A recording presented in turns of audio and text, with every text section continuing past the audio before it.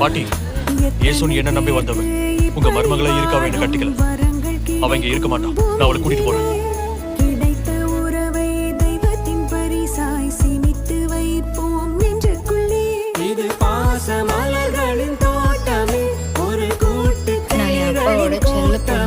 அப்பா மட்டும் நோ சொல்லிட்டாருன்னா நானும் உனக்கு உன் பொருளை நீ தூக்கிட்டு வரேன்.